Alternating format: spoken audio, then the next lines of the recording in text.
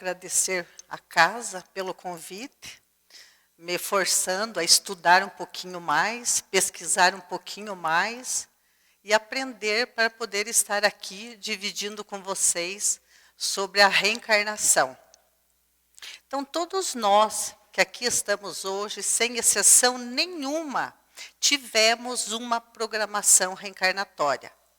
Cada uma de acordo com as necessidades evolutivas, né, de cada um. Como é feita a programação reencarnatória?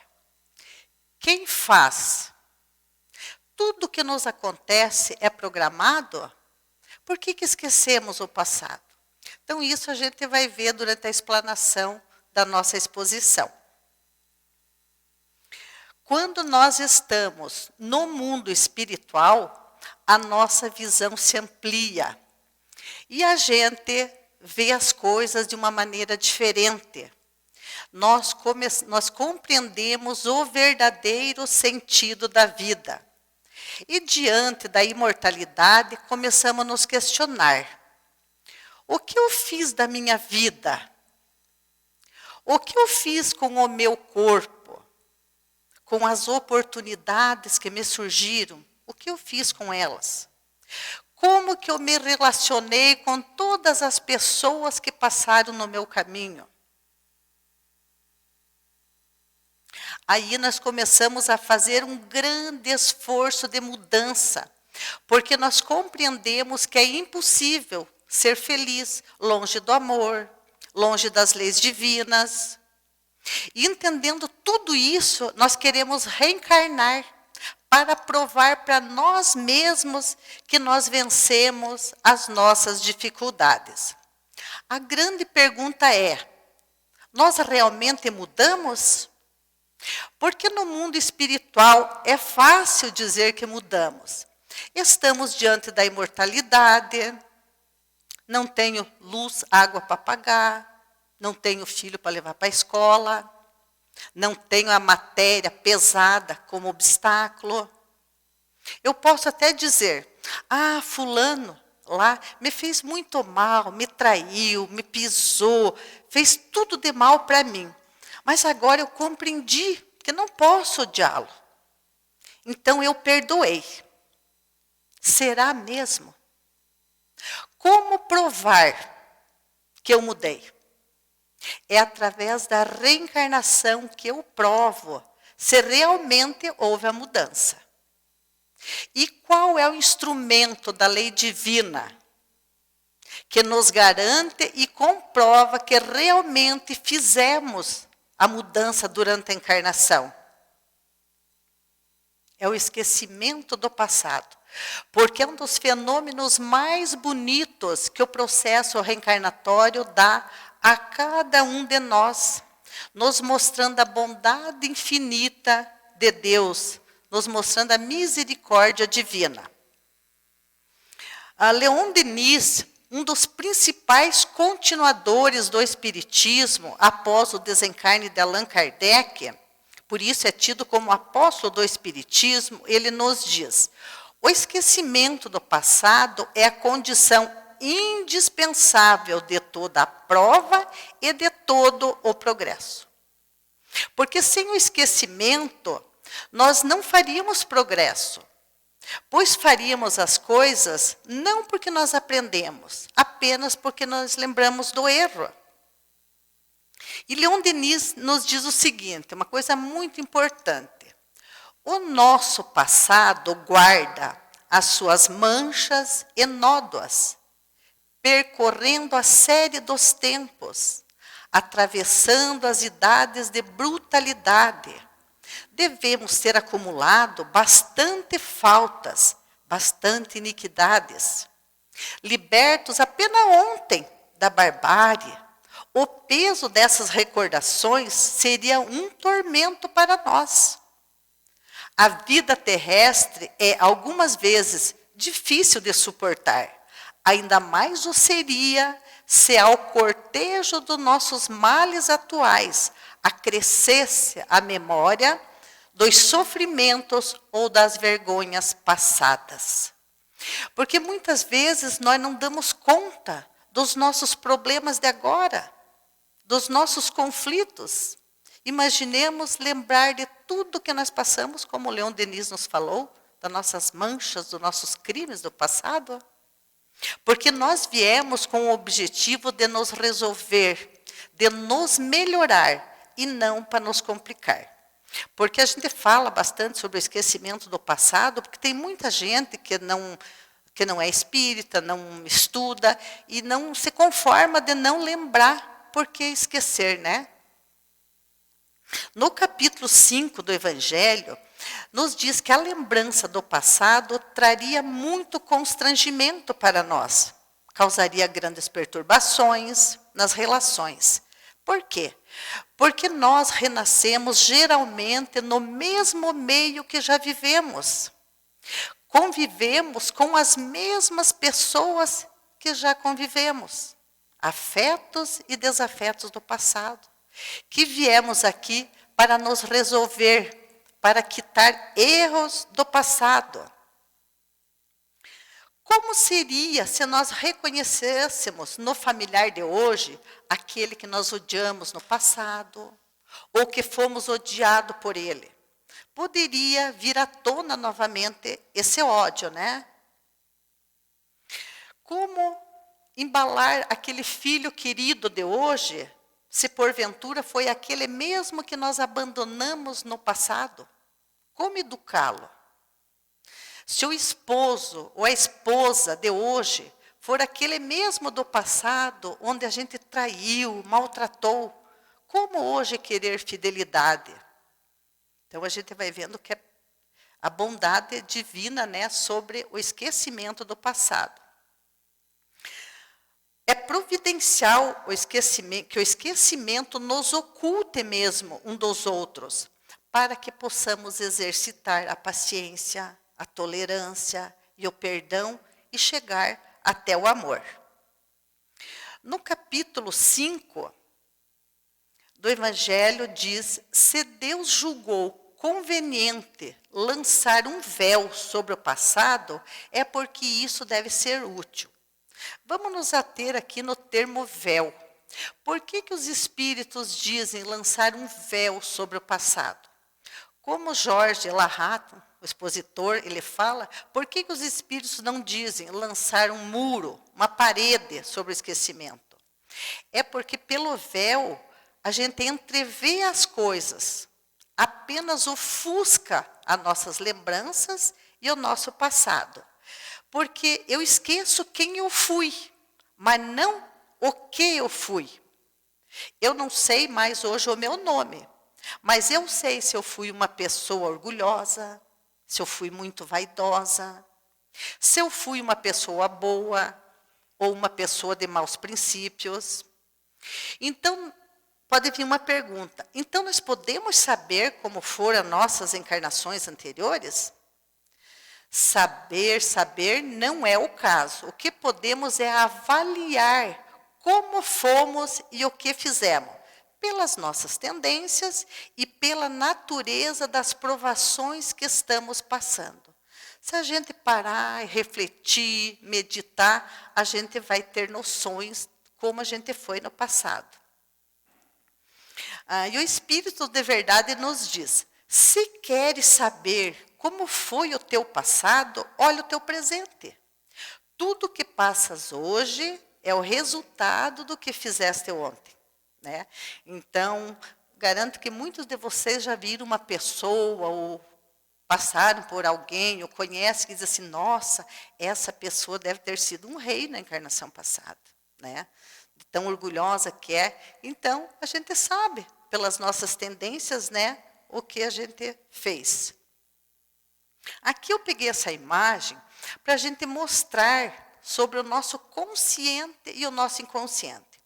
Ali em cima, aquela parte pequenininha, acima da água, o iceberg, é o nosso hoje, as nossas lembranças, o que estamos vivendo hoje. E no inconsciente estão todas as nossas vivências e todas as experiências milenárias que já tivemos. Ficam guardadas, registradas nesse inconsciente, mas elas continuam vivas ali. E essas lembranças, elas emergem em formas de tendências e de aptidões. Todos nós, creio, que já ouvimos e vimos nas redes sociais, na televisão, crianças de 3 anos tocando violino, piano, com uma maestria. Da onde vem isso? Está tudo ali no inconsciente, o aprendizado está ali e emerge essas tendências, né? Mas no inconsciente, ali naquela parte maior, estão todas as nossas lembranças de alegrias, de satisfação, amores, como também tem ali guardado, registrado os ressentimentos, os ódios, as traições, que também se desprendem em fragmentos e emergem. Para quê? Para que nós possamos trabalhar essas nossas deficiências. Aquele fulano que nós falamos no começo lá, que está no mundo espiritual e diz, fulano me magoou, me traiu, mas eu perdoei. Ele está conosco, às vezes um familiar, e quando ele chega até nós, dá aquela taquicardia. A gente nota que a nossa energia não combina com a dele. É ele que veio, aquele que nós prometemos. Daí, quando eu me encontro com ele, se desprende um pedacinho daquela lembrança e vem. Para quê? Para me provar se eu mudei, se eu realmente provei. Né? E a gente sabe, está ouvindo muito falar sobre a transição planetária. E nós ali no inconsciente, nós temos muitas coisas ruins, muito lixo guardado. E nós sabemos que se nós queremos reencarnar nesse mundo novo, no mundo de regeneração, nós precisamos dar uma limpada nesse porão ali, no inconsciente. E o que está acontecendo? Veio essa pandemia e a gente ouve assim, nossa, como eu descobri que o meu marido é tão irritante, a minha esposa é tão intolerante, eu estou sentindo raiva. Mas não fiquemos com vergonha se emerge aquelas pontinhas de ódio de alguém, de raiva de alguém. Porque todos nós temos ali dentro. E esse momento agora é especial, que está se desprendendo os pedacinhos e vindo para cima, para nós trabalharmos. Então, não vamos se assustar. Mas eu nunca fui assim tão irritada, tão nervosa. Está emergindo para nós podermos trabalhar isso. E nós temos que entender todos aqueles que estão à nossa volta, que também está emergindo o lixo para serem trabalhados. Né? A programação reencarnatória, vamos falar. Quem que faz? São os espíritos mais adiantados, iluminados, mas com a nossa participação. Porque na nossa condição evolutiva, nós não temos ainda condições de fazer a nossa programação reencarnatória. Por quê? Como nós falamos no início, nós estamos lá diante de toda aquela maravilha e compreendemos que uma encarnação de 60, 80, até 100 anos não é nada. É um piscar de olhos diante da eternidade. Então, a gente se deslumbra pela nossa condição evolutiva e diz assim, eu quero reencarnar, pode me mandar 5. Não vamos falar inimigo, que é uma palavra pesada, né? Desafeto. Pode me mandar 5 desafetos. Daí os mentores, não, calma lá. Nós vamos mandar 3 pessoas, vai 1 desafeto e 2 afetos para você conseguir perdoar. Mas eu quero nascer lá num lugar na maior pobreza, que não tem acesso a nada, quero ser miserável. Não, você vai ter uma vida satisfatória, onde você vai poder ter umas facilidades econômicas para você trabalhar as suas deficiências. Então, é como a gente senta na frente de uma criança e ele começa a pedir um monte de coisa. Não, você não pode fazer. Então, é mais ou menos o que acontece assim. Nós estamos lá e eles ficam nos amparando para a nossa reencarnação. Tudo o que nos acontece foi programado? Não, né? Que se tudo fosse programado, nós seríamos como robô, como máquinas. Daí não teríamos mérito de nada, como nem o demérito das coisas, né? Então, o que são programados? São programados as coisas principais, aquelas que vão influenciar diretamente no nosso destino. Os detalhes que acontecem são as consequências das nossas escolhas. Por isso a todo instante, nós estamos alterando o nosso plano reencarnatório. Porque nós temos o livre-arbítrio. É programado, mas nós mudamos. E mudamos muito. É como aquela viagem. Um exemplo bem simples. Se eu vou programar uma viagem, eu vou programar o dia que eu vou sair, programar as coisas principais. Mas eu não posso prever tudo. As escolhas que eu vou fazer no caminho, né? Então, a nossa reencarnação é mais ou menos assim. O que é, então, as coisas principais que vão influenciar diretamente no nosso destino? A família, o provável cônjuge, nós já vamos ver por que o provável cônjuge, os filhos, a profissão, as provas necessárias, as facilidades econômicas, se maiores ou menores, o papel que vamos desempenhar na sociedade, o tempo de vida. Vamos pegar um parênteses ali no tempo de vida. Nós sabemos que podemos antecipar a nossa volta ao mundo espiritual pelos nossos vícios físicos, como também pelos vícios morais. Os vícios físicos que podem nos levar antes para o mundo espiritual é todo tipo de droga, lícita, ilícita, também todos os excessos de comida ou a falta de comida, tendo a doença de anorexia, né, que a pessoa pode desencarnar. Então, tudo isso pode nos levar para o mundo espiritual. Como também os vícios morais. Quais são os vícios morais? O ódio, a mágoa. E nos dizem os espíritos que é raro chegar um de nós no mundo espiritual como completista, que completa o tempo de existência programado. Que quando um chega lá, diz que é recebido com aplausos. Então, a gente vê que é raro chegar alguém, né? Então, nós temos que cuidar com nossos excessos. Noites de sono também. De repente, a gente sabe, por disque, né? Motoristas, por exemplo, de caminhão, excesso de não dormir.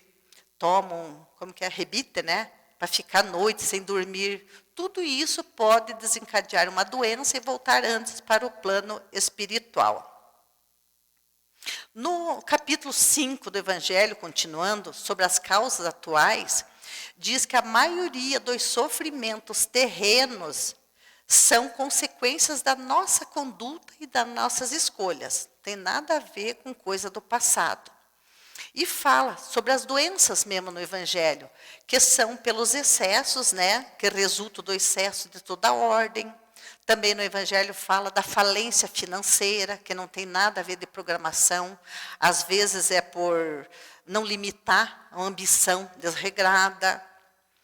Também fala no Evangelho de pais. Quantos pais infelizes, porque não souberam podar, quando eram pequenininhos, as más tendências, orgulho, e ainda pior, muitos pais excitam orgulho nos seus filhos, passando para eles que eles são os melhores, que ele tem que usar a roupa melhor que o amiguinho, que ele tem que ter todos os brinquedos melhor que o do vizinho. Tudo isso vai passando para ele que ele é melhor do que os outros. Amanhã vem a rebeldia e daí os pais sofrem. Foi programado isso? Não, né? O que acontece quando nós desviamos do nosso planejamento feito? Como nos diz o Jorge Elahá, ele diz, tudo se arruma. Ele diz que a programação espiritual é como o GPS do carro. O GPS tem uma rota certa para seguir. Passou daquela rua, o que o GPS faz? Ele reprograma. Exemplo, eu vim para casar, não casei. Eu vim para não casar e casei. O que vai acontecer? O GPS redefine a rota. Uma nova rota é apontada para nós. Porque novas experiências nós vamos viver com aquela opção que fizemos. E é independente se estamos dentro ou não da programação.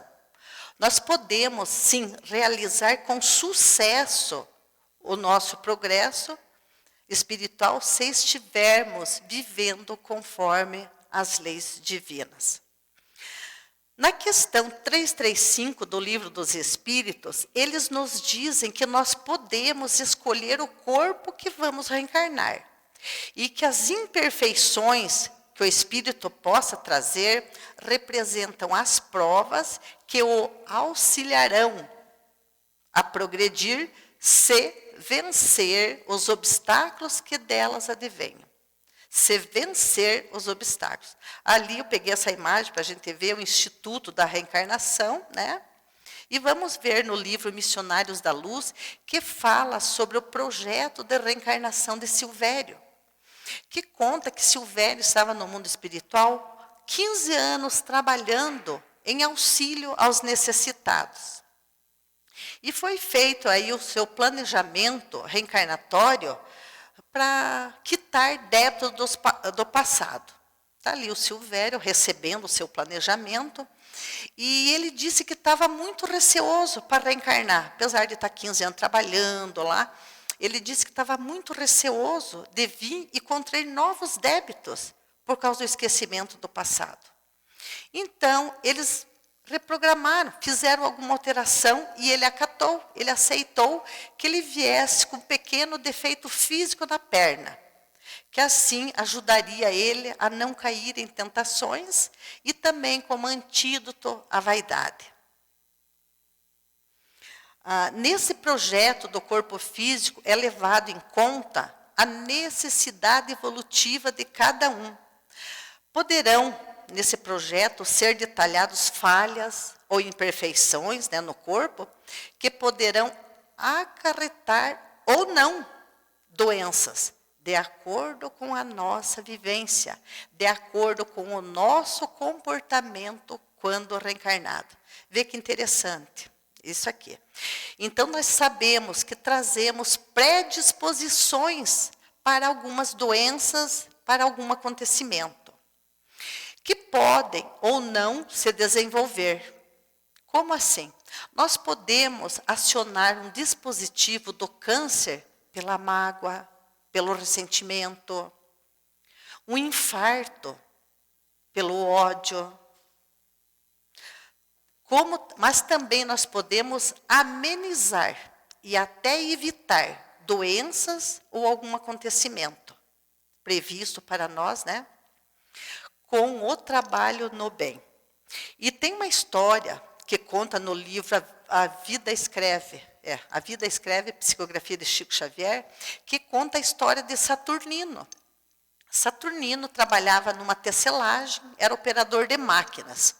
Era a caridade em pessoa, a pessoa otimista, onde tinha situações difíceis, problemas, dor, estava ali o Saturnino para ajudar seus companheiros, um funcionário exemplar, otimista, era uma pessoa do bem.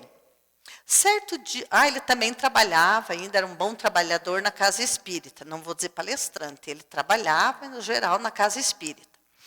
E certo dia, ele trabalhando na máquina, aconteceu um acidente com ele. O braço dele foi pego na máquina lá e estraçalhou seu braço direito. Um dos funcionários correu, enfiou o braço dele e levou ligeiro para o hospital. Enquanto eles foram para o hospital, todos da fábrica ali diziam: eu não acredito que aconteceu isso logo com o Saturnino. Ele não tinha merecimento. Por que ele passar por isso? Não dá para a gente ter confiança, então. É uma pessoa religiosa, uma pessoa boa. Por que Saturnino? E passou ali esses comentários, até que passou algumas horas, chegou o funcionário do hospital dizendo: apesar de tudo, ainda eu tenho uma boa notícia. O braço dele realmente foi feita cirurgia lá, tinha uma equipe de médico muito bom. Ele recuperou, não precisou amputar o braço, ele apenas perdeu um dedo. Mais tarde, numa reunião mediúnica na casa espírita, onde ele trabalhava, veio a mensagem para a esposa dele, que também estava desolada, dizendo que, na sua programação reencarnatória, na última, ele implorou que acontecesse algum acidente e ele perdesse o seu braço mais útil para ele quitar um débito que atormentava ele há muitos anos no mundo espiritual. Que numa das encarnações dele, ele era proprietário de muitas terras, muitos funcionários. E certo dia, um dos seus funcionários não atendeu uma ordem dele porque estava doente. E o próprio Saturnino, na encarnação passada, colocou o braço desse seu funcionário numa máquina de moer cana-de-açúcar. Então, ele implorou, como a gente vê no mundo espiritual, a nossa visão é outra. Então, ele teve merecimento por ter trabalhado no bem. Né? Então, a gente vê que vale a pena trabalhar no bem. E Haroldo Dutra, até ia passar um vídeo, mas resolvi contar para vocês. Haroldo Dutra, ele faz uma pequenininha palestra sobre o amor cobre a multidão de pecados. E o Haroldo diz assim, quem vive só para si, mesmo não conquista simpatias espirituais. Aquele egoísta, né? Quando você sai de você e vai ao encontro do semelhante, o que acontece? Você vai até um hospital, vai até a cama de um doente, dá uma palavra de conforto, dá um passe naquela pessoa. Mas o que você não sabe, diz o Haroldo, que ao lado daquele doente tem 1, 2, 3, 10 amigos, familiares ali, e dizem assim, nossa, marca bem a cara dele ali, que o dia que ele precisar, nós vamos retribuir esse ato de bondade. Daí você sai, vem para a casa espírita, bate na porta, aquela pessoa com o coração em brasa. Você vai, atende, dá uma palavra de consolo, esclarece a pessoa, fala de Jesus, dá um passe. Você está doando o seu tempo, a sua energia e também, que não fazemos ideia, a quantidade de familiares espirituais que conduziram ele e foram com ele até a casa espírita. E eles também dizem, olhe bem, marque, esse aí é um companheiro dedicado. E o dia que ele precisar, nós vamos estar a postos para ajudá-lo, porque ele é um companheiro querido. Então é assim, trabalhando no bem, que nós vamos angariando simpatias espirituais. E eu vejo assim, a nossa vida é como a conta bancária. Quando eu estou em dificuldade, eu vou sacar. Mas como que eu vou sacar se eu não depositei? Se não tem dinheiro na minha conta, como que eu vou sacar? Eu primeiro preciso depositar para depois eu sacar. Então, quanto mais depósito nós fazemos na nossa conta, mais saques nós vamos poder fazer na hora da nossa dificuldade, né?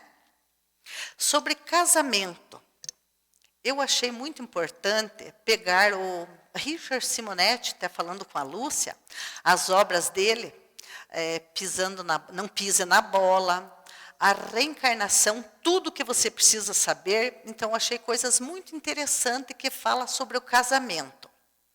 O casamento também é planejado. Porém, o livre-arbítrio é fator preponderante nas escolhas que fazemos. Por isso que eu falei no começo, os prováveis cônjuges. Porque nós viemos, programamos, mas nós temos a liberdade de escolher, né? Então, umas perguntas, umas questões assim de curiosidade. Existem casamentos não programados? Sim, e muitos. Particularmente os que obedecem apenas à atração sexual, os interesses materiais. Como tem no Evangelho, falando das uniões infelizes, que onde o coração não tomou parte, né? Porém, nós somos responsáveis pelas mudanças de planos que nós fazemos. E somos responsáveis pelas consequências que vier desse desvio, né?